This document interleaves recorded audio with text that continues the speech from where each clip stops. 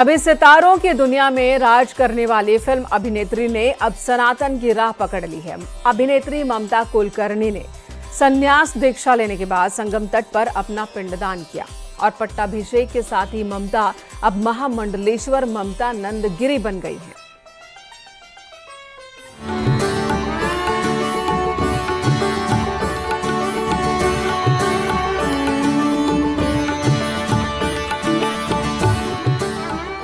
बॉलीवुड की ममता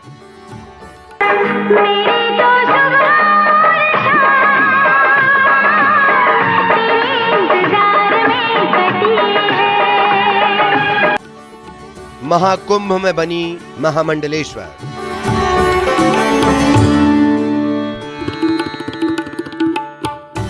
मोह माया छोड़ लिया संन्यास। फिल्म अभिनेत्री ममता कुलकर्णी अब माई ममता नंदगिरी कहलाएंगी, क्योंकि ममता अब किन्नर अखाड़े की महामंडलेश्वर बन गई हैं। शुक्रवार को प्रयागराज में संगम तट पर ममता ने पिंडदान किया और पट्टाभिषेक के बाद महामंडलेश्वर बन गईं। ममता साध्वी के रूप में महाकुंभ में शामिल हुई। वो भगवा कपड़े पहने दिखीं। उन्होंने गले में रुद्राक्ष की 2 बड़ी मालाएं पहन रखी थीं। कंधे पर भगवा झोला भी टांग रखा था।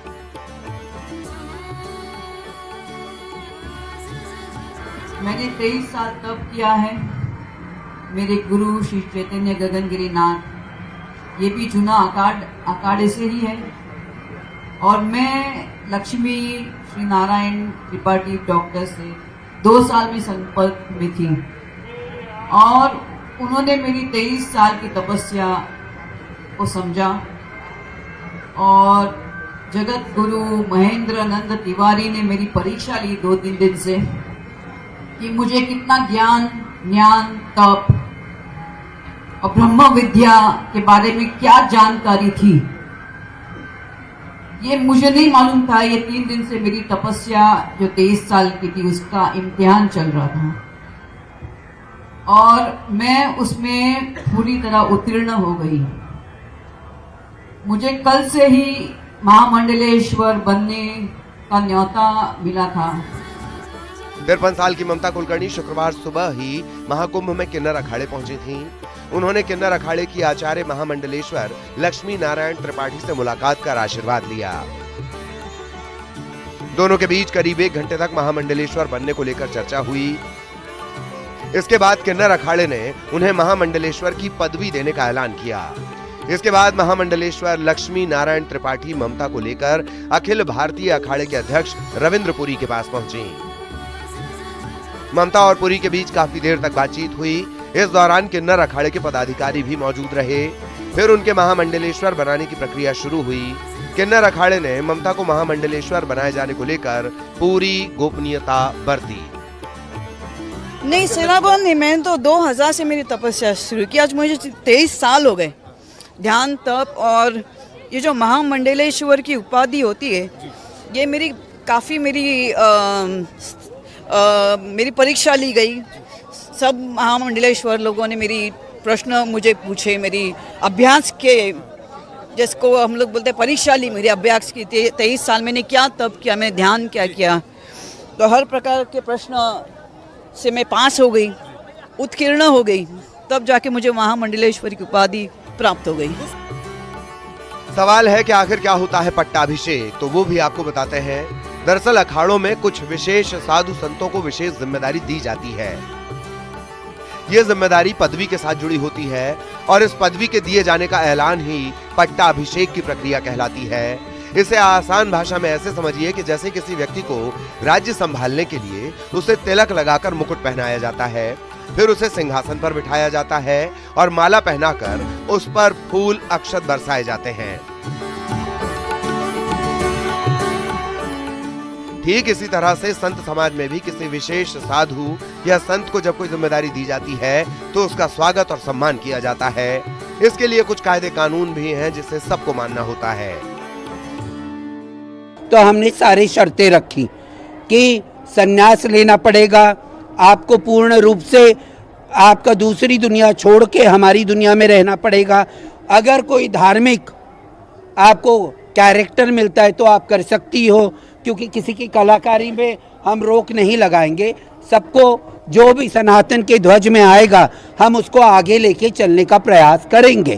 तो वो पूर्ण रूप से सनातन में शरणागत होके आई हैं। ममता कुलकर्णी ने महाकुंभ को और यहाँ की भव्यता को यादगार पल बताया। हो भी क्यों ना, क्योंकि किसी भी सनातनी के लिए ये सौभाग्य की बात है कि वो महाकुंभ में इस मंगल बेला का साक्षी बन रहा हो। Bureau report, news 18।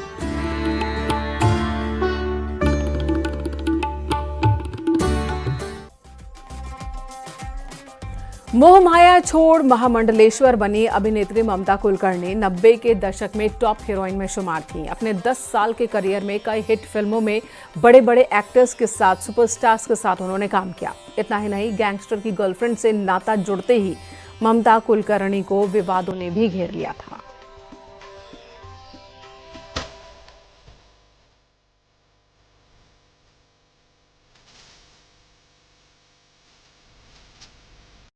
बॉलीवुड में कई खूबसूरत हसीनाएं रही हैं, जिन्होंने लंबे समय तक इंडस्ट्री से लेकर अपने फैंस के दिलों पर राज किया।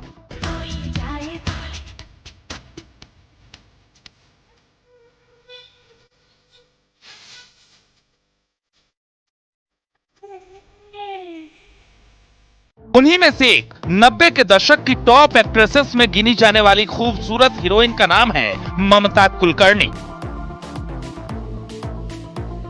जिन्होंने अपने 10 साल के करियर में कई हिट फिल्मों में बड़े एक्टर्स और सुपरस्टार्स के साथ काम किया है।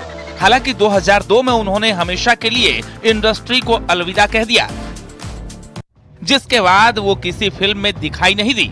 लेकिन 25 साल के लंबे अंतराल के बाद भारत लौटी तो ममता कुलकर्णी ने इंस्टाग्राम पर एक भावुक वीडियो साझा किया, जिसमें उन्होंने अपनी खुशी और पुरानी यादें साझा की।